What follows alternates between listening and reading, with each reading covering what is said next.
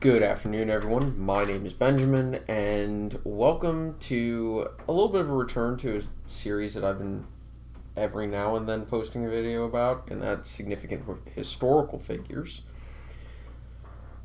And today we're actually talking about one of the Poles who saved the American Revolution. We already talked about Tadeusz Kościuszko. And today we are going to be talking about the other one, Kazimierz Pułaski. And for anybody who is unfamiliar with this, for the most part, I will be using the Polish pronunciations for any Polish locations and names because I refuse to recognize the Anglicization of these names. Alright?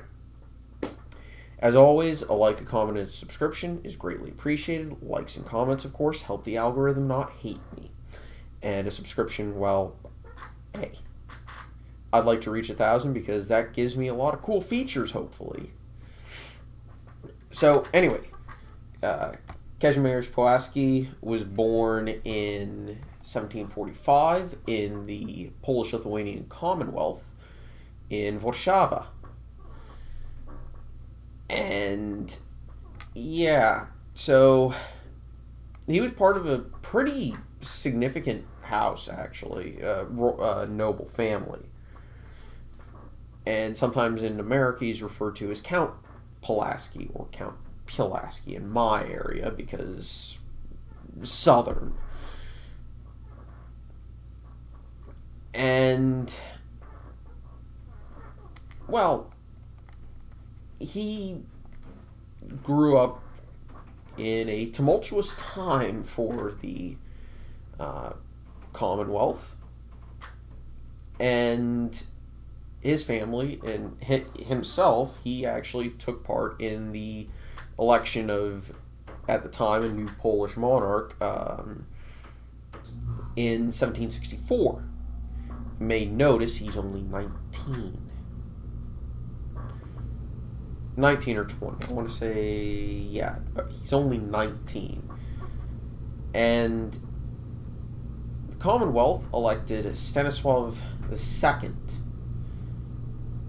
or Stanislaus for Germans or other languages, or Stanislav.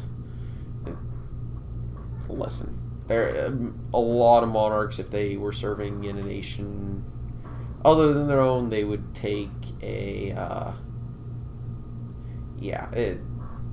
it's basically, who do you want to listen to, which source do you want to read to choose a person's name.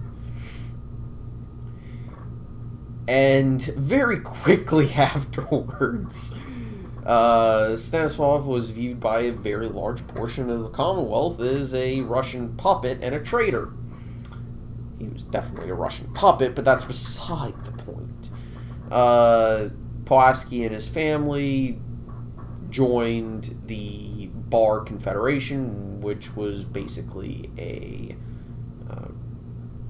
rebellious group who decided that let's remove this guy and get somebody who's loyal to Poland. And given that Lithuania had very limited influence on the Commonwealth, using the term Poland to describe it is very accurate. He was granted the rank of pułkownik, or colonel, or colonel, if you don't want to use the old one. And he was actually in charge of cavalry, if I remember my Polish correctly. That part of Polish. And he had a stellar record in command. Though he was actually captured quite a few points. And yeah, so eventually the Confederation ended in the 1770s, early 1770s, by the way. And yeah, things didn't go well for the Confederates.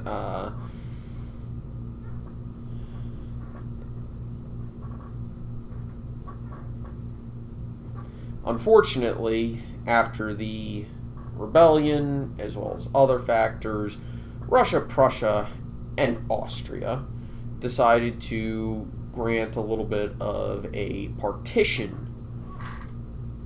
And by that, I mean they took land from the Commonwealth and said, no, no, no, no, no, no, no, no. Poland, you're not able to control your own population. We're gonna take it, or we're gonna control it for you.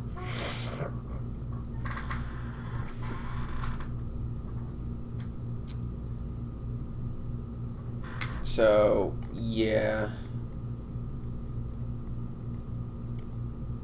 it didn't work out very well, and eventually he found his way to Marseille in France, and in severe debt.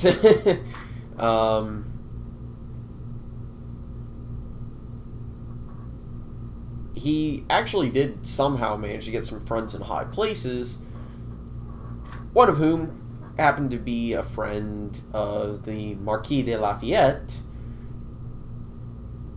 And yeah, eventually, word of his ability as a commander made it to Ben Franklin, who was recruiting European military commanders to help the American Revolution. And yeah, Franklin apparently heard of this guy's story and his military prowess in various parts of Poland to the revolutionary cause, and eventually Pułaski made it to Massachusetts, where he first arrived, and that was in 1777. And he met Washington near Philadelphia. And Washington was actually unable to grant him any sort of officerial rank, and therefore Pułaski spent a lot of time trying to petition the Congress to grant him a commission. Eventually, Pułaski, who was also helping in what capacity he could, found himself involved in the Battle of Brandywine, and Washington asked him to help out. And the British were actually in a position to cut off the retreat of Washington and his bodyguard, as well as a few other units of American infantry. And Pułaski managed to gather enough horses to actually lead a cavalry charge. Poles really love their cavalry charges. From the Battle of Vienne to the American Revolution. Yeah, because that makes sense. A cavalry charge in the American Revolution. This actually crushed the British efforts to cut off Washington from a line of retreat, and very likely saved Washington's life, and certainly allowed Washington to retreat and live to fight another day, which was kind of the point of the American regulars, because in a solid, in a traditional battle of that era where you line up troops on both sides of the field and march to about somewhere between 30 and 60 yards and then unleash volley fire at each other. The British regulars were better than the Continental Army. And, well, it helped to have every advantage on your side, but also the Americans knew that they only had to inflict enough destruction on the British Army to make them say, okay, that was a victory, but was it worth it? Basically, think Bunker Hill or Cowpens, though Cowpens was actually an American victory, but that's beside the point. Really, what the Americans had to do was just not get completely destroyed. Because eventually, if the war lasted long enough, Britain would say, no, this just isn't worth the lives, money, or effort to continue on. And that was especially true after Saratoga, which the other Pole, Kosciuszko, was instrumental in. No, sometimes I say America has its freedom because of Poland. Go figure. Anyway, eventually, his goal was Pulaski's goal was to convince the Continental Congress and the general staff of George Washington's army, including Alexander Hamilton and a few others, that the United States needed a Lancer Corps. And for those of you who don't know, I'm not talking about the Mitsubishi car, the Lancer. I'm talking about troops that would charge into battle with a 16-foot lance, which was basically just a spear, but cooler. And a lot more fragile. Basically, you hit one person with it, the thing is useless. And that's actually what the sport of jousting was training for, or invented because of, was, hey, we need to train to become better at sticking our enemies with lances. Go figure, right?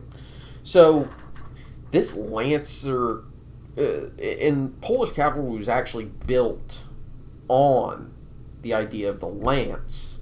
And Polish cavalry was well known as heavy shock cavalry. And they were lancers, each and every one of them.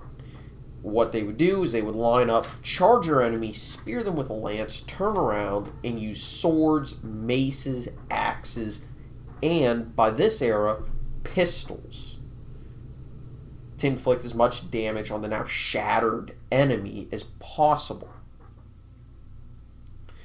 And the reason why this is important is because Polish cavalry, or really cavalry in this era, if you charge like this, you're only going to be really effective for one day of combat, and really just one engagement. But that engagement is going to be decisive. And if you have enough of them, like at the Battle of Vienna in 1683, well, that's going to inflict a lot of, like, God help us if they ever come back and do the same thing again. It can end a battle. And that's why Pułaski was so insistent on getting his Lancer Corps. Unfortunately, the truth is, he never got it.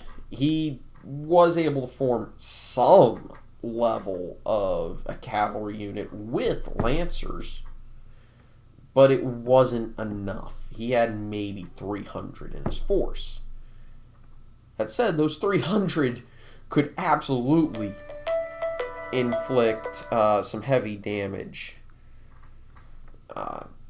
After all, it's devastating. Unfortunately, by 1779, Pulaski was sent to the Southern Front after the Northern Front started to cool down. And, well, he was charged with leading troops to take back the port of Savannah in Georgia. And he was trying to lead a cavalry charge while French troops, who were also allied to the Americans, were retreating. He was trying to lead this rally and this charge, and he was shot by grape shot. And, well, he died of his wounds. And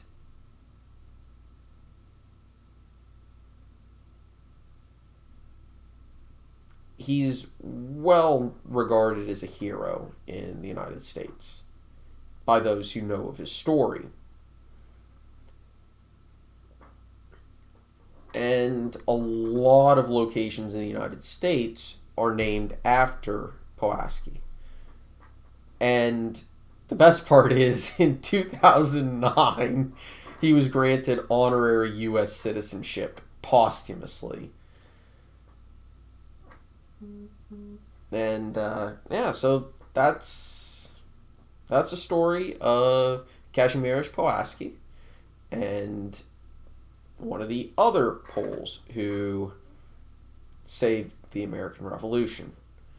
I want to thank everybody for watching. I hope you enjoyed. I'll see you all next time. Take it easy. Have a very nice day. Bye-bye.